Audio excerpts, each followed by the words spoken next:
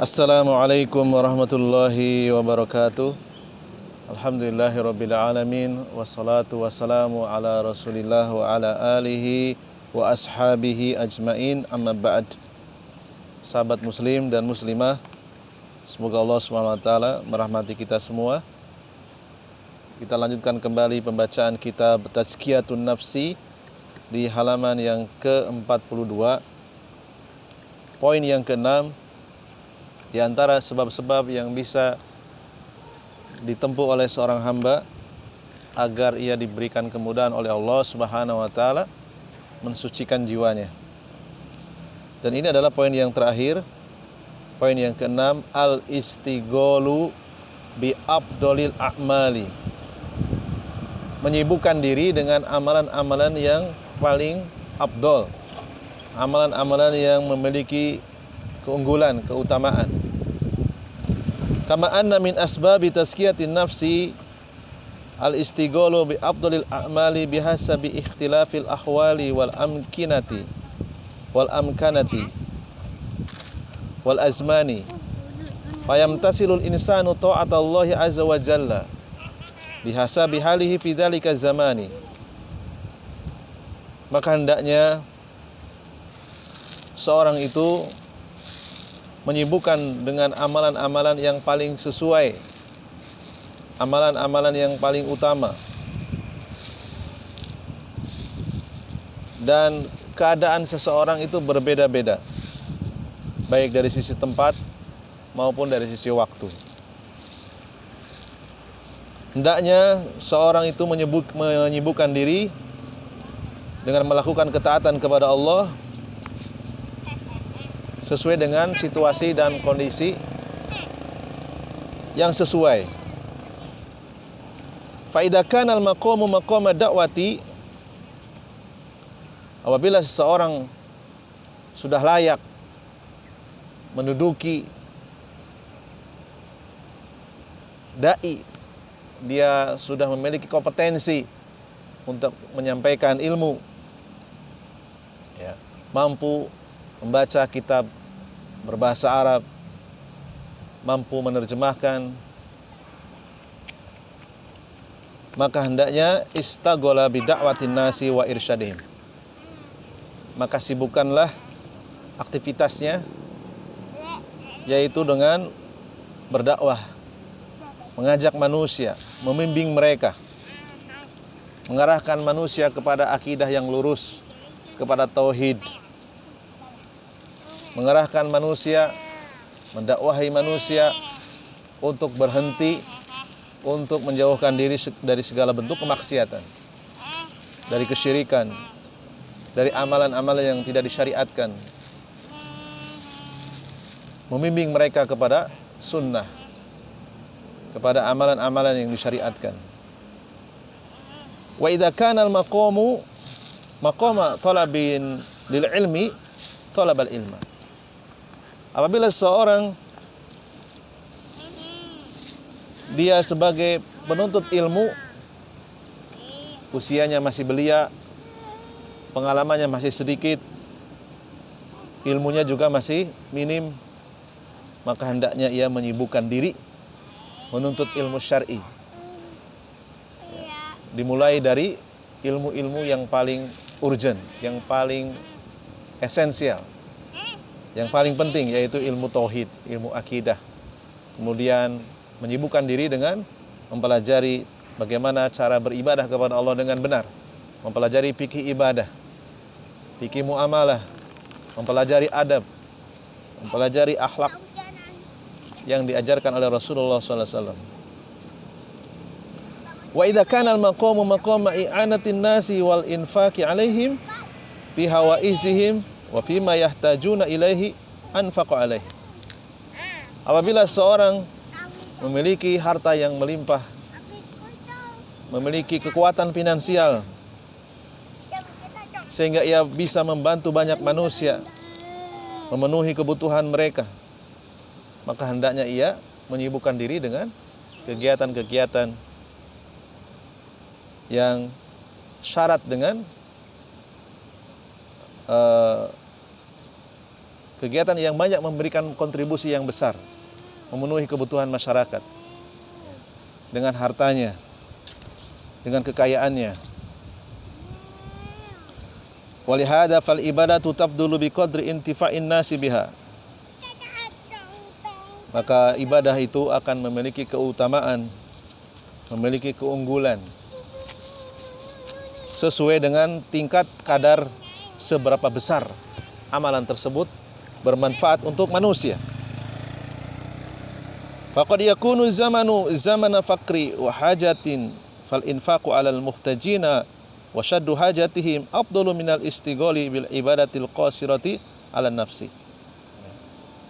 Terkadang keadaan manusia, masyarakat yang terkena musibah, yaitu keadaan fakir, keadaan miskin,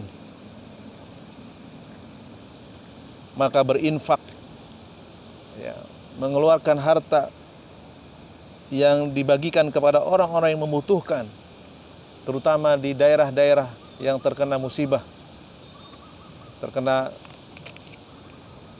bencana alam, menutupi kebutuhan mereka.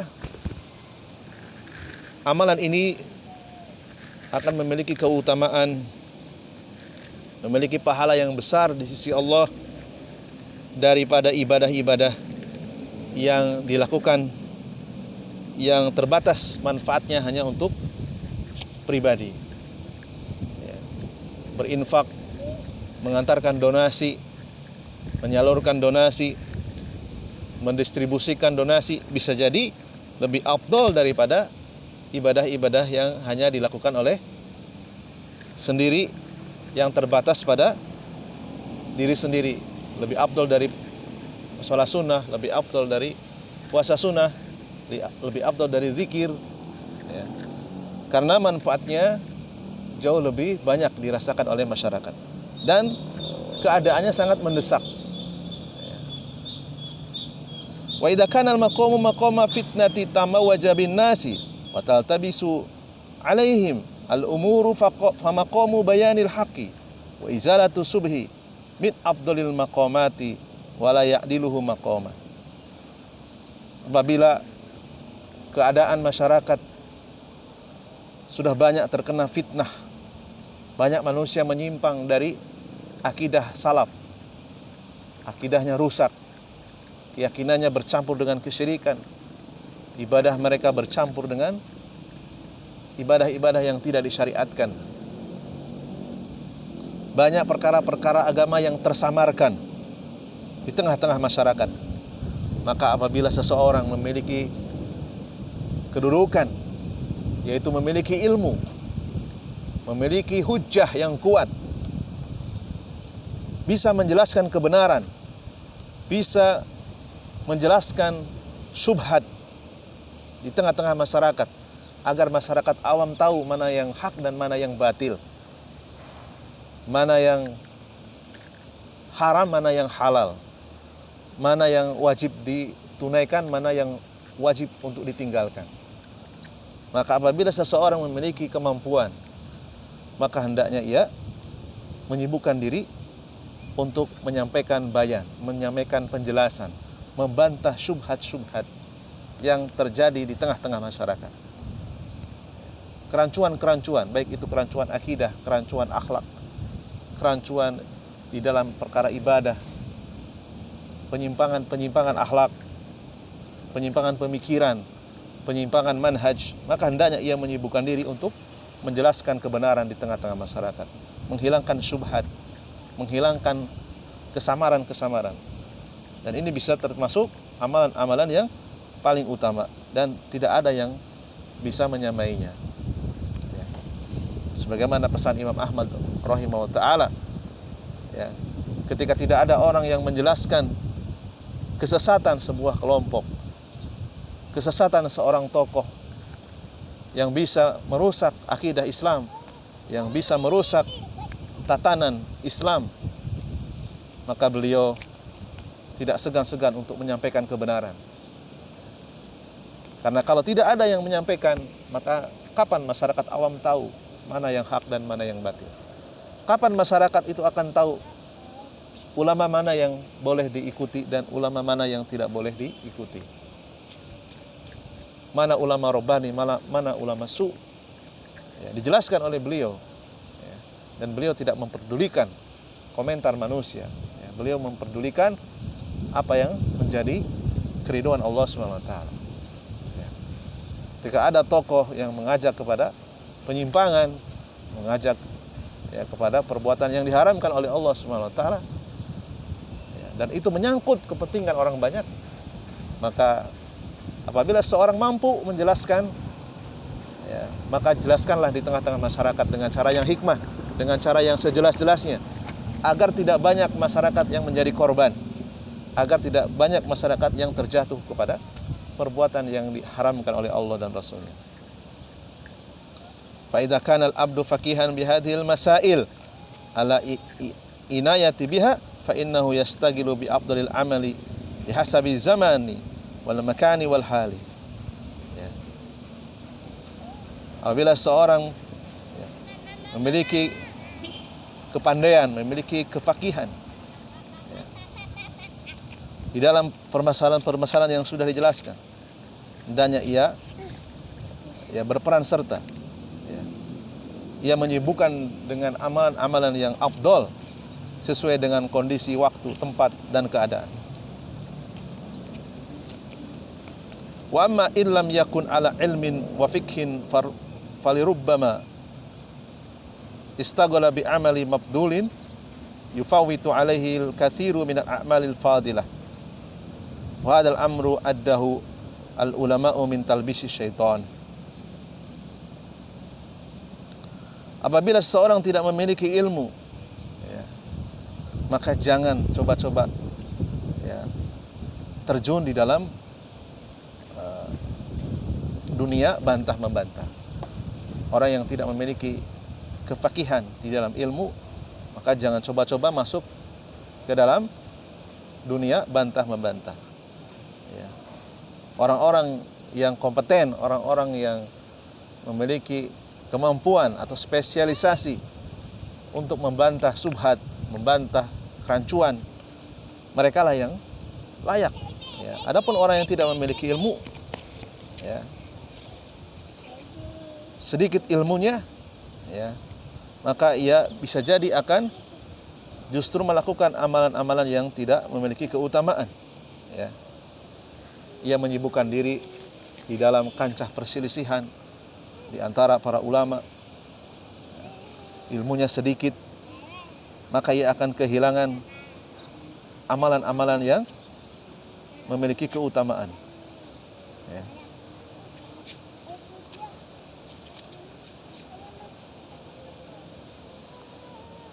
Orang-orang yang memiliki kompetensi ya, untuk membantah kerancuan-kerancuan di tengah-tengah masyarakat, yaitu mereka lah para ulama. Para ulama Ahlus Sunnah sesuai dengan spesialisasinya, sesuai dengan keahliannya. Mereka yang akan menjelaskan kepada umat dari bahaya talbis syaitan, dari bahaya pengkaburan syaitan.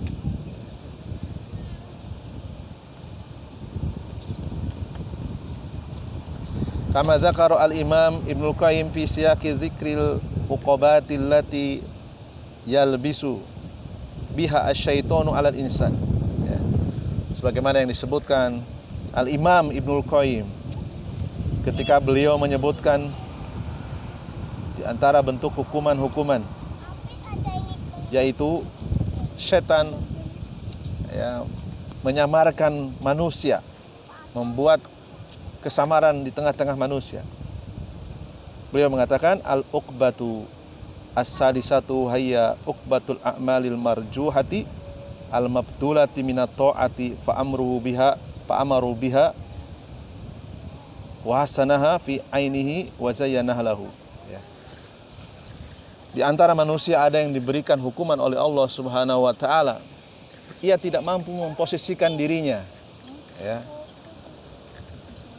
Orang-orang yang memiliki sedikit ilmu, namun nekat masuk ke dalam kancah perselisihan para ulama, masuk ke dalam kancah ya, dunia bantah membantah, padahal ia tidak memiliki ilmu ya.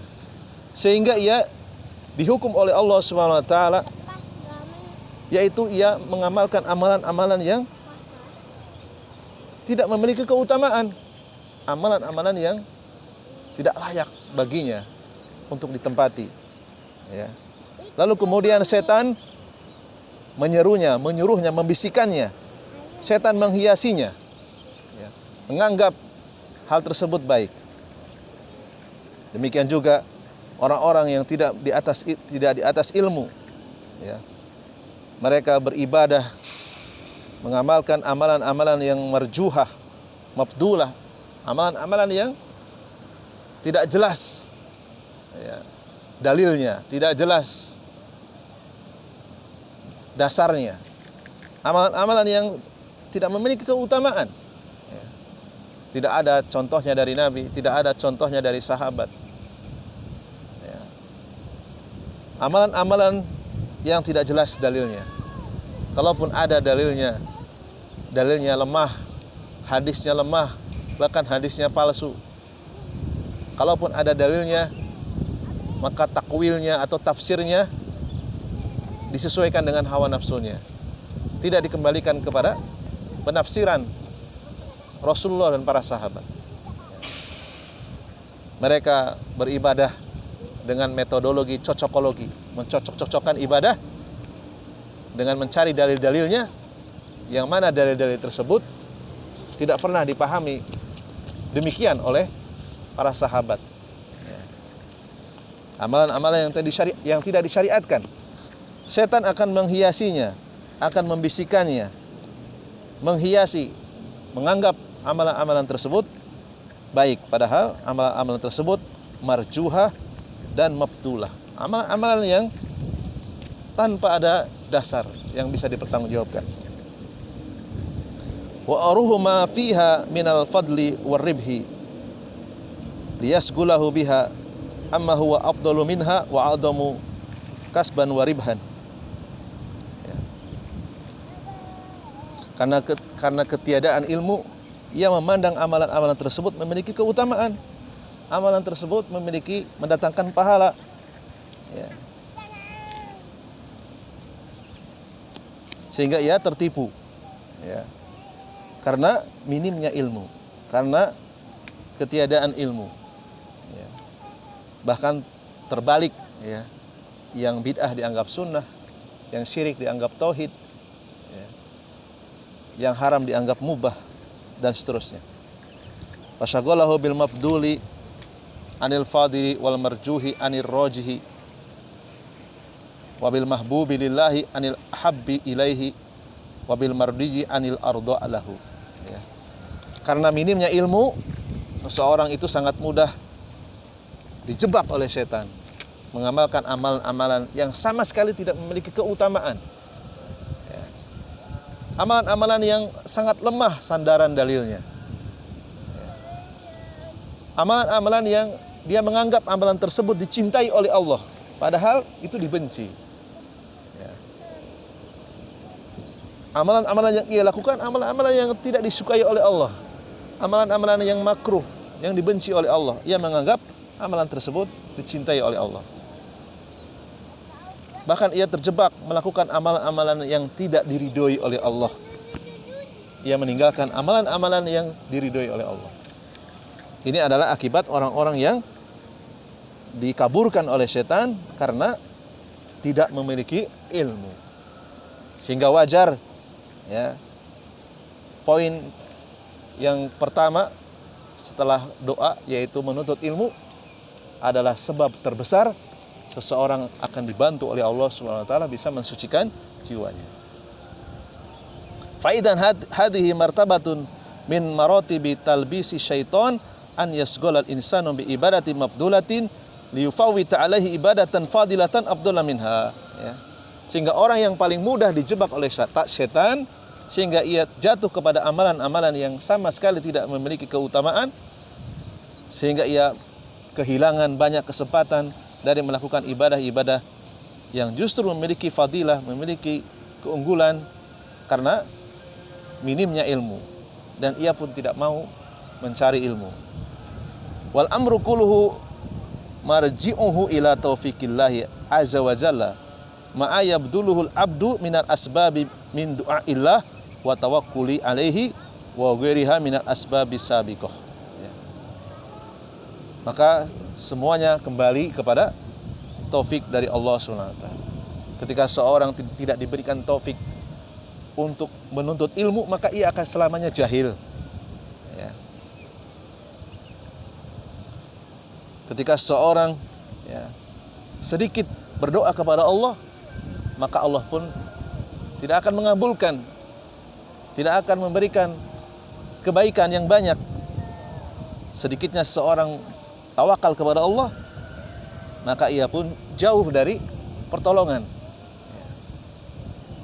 Fahada ba'du ma aradtu at-tanbiha alaihi fi hadal babil adim wa huwa babun wasi'un kama sabaqa tanwihu alaihi walakinna hadhihi isyaratin mukhtasirah. Inilah di antara yang disampaikan oleh penulis bab yang sangat luas, sebab-sebab yang bisa ditempuh oleh seorang hamba agar diberikan pertolongan oleh Allah, bisa mensucikan jiwanya. Dan yang beliau tulis ini adalah contoh yang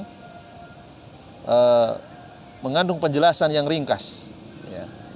Namun beliau berdoa kepada Allah, as'alullah azza wa jalla an takuna nafi'atun wa mu'awwidatun wa mu'diyatun lil gorodi minat tanbihi ala hadil babi al azimi alladhi as'alullah azza wa jalla an yuwaffiqana lil amali lahu wa an yu'inana ala anfusina wa an yarzuqana zakatan nafsi wa imtisala li ta'atillahi azza wa jalla. Ya. Beliau di akhir tulisan ini berdoa kepada Allah SWT agar apa yang beliau tulis ini bermanfaat dan bisa memenuhi maksud dan tujuan, yaitu memberikan nasihat yang berharga, nasihat yang bermanfaat. Beliau berdoa kepada Allah SWT agar kita diberikan pertolongan, bisa mengamalkan amalan-amalan yang memiliki keunggulan, memiliki keutamaan. Ya. Dan beliau juga memohon kepada Allah agar Allah SWT menolong kita, membersihkan jiwa-jiwa kita, mengkaruniakan kepada kita kesucian jiwa, sehingga kita mampu mempraktekkan, mengamalkan ketaatan-ketaatan kepada Allah SWT. Hada wa as'alullaha azza wa jalla li jami'il ilmi an-nafi'i wal amali salihi wallahu a'lam. Beliau memohon kepada Allah SWT agar kita diberikan ilmu yang bermanfaat, bisa beramal soleh. Wa sallallahu wasallama wa baraka ala abdihi wa rasulihi Muhammadin sallallahu alaihi wasallam. Beliau tutup dengan bersolawat kepada Rasulullah sallallahu alaihi wasallam. Inilah akhir dari penjelasan kitab Tazkiyatun Nafsi. Semoga memberikan manfaat yang sebesar-besarnya, dan mohon maaf atas segala kekurangannya. Subhanakallahumma bihamdika asyhadu an la ilaha illa anta astaghfiruka wa atubu ilaik. Assalamualaikum warahmatullahi wabarakatuh.